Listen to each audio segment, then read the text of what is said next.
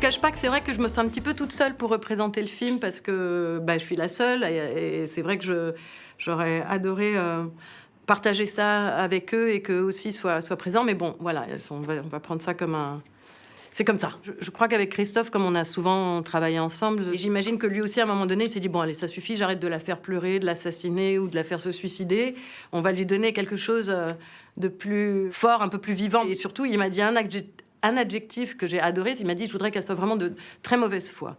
Et la mauvaise foi, c'est très amusant à jouer. En gros, c'était comme si ce personnage prenait un peu la revanche pour tous ceux qui avaient eu avant, où je me faisais toujours larguer, ou à tomber amoureuse du mauvais garçon. Et elle arrive à arranger le réel en fonction de ses désirs. C'est vrai que c'était très jubilatoire, à la fois c'est un ton de comédie, ce qui pour moi était très nouveau, mais en même temps, il y a aussi des choses beaucoup plus profondes. D'ailleurs, il y a un jour, quand on présentait le film, il y avait un spectateur qui nous avait fait beaucoup rire parce qu'il avait dit « c'est la comédie la plus triste que j'ai jamais vue ». Je dis « oui, je comprends ce que vous pouvez ressentir, oui ». On a tourné dans un studio au Luxembourg.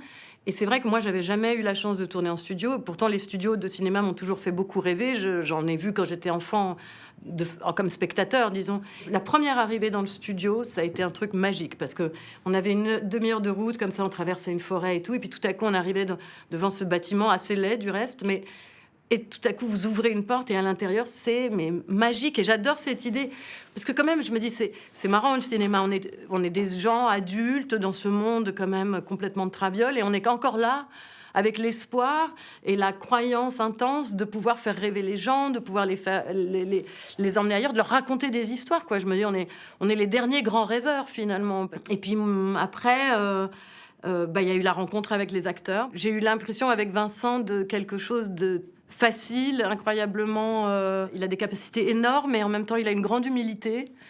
Et je dois dire que ça a été une vraie rencontre pour moi et ça m'a beaucoup aidée. C'est quand même, ça reste, en tout cas dans sa fabrication, ça a vraiment été un film d'équipe. Quand on m'a dit « il faudrait que vous retourniez tous à Cannes », je me suis dit « c'est génial, Christophe a un prix ».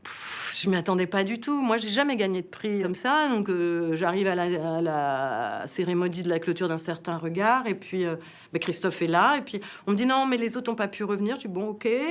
Et puis ensuite, ils ont dit mon nom.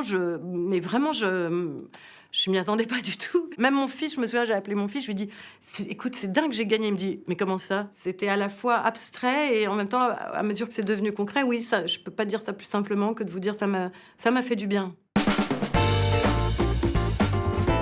Et le film de Claire Burger, c'est ça, L'amour, qui est un film que je trouve absolument magnifique, avec des interprètes incroyables et j'espérais beaucoup pour ce film, mais bon, voilà. Donc pour moi, c'est un grand absent.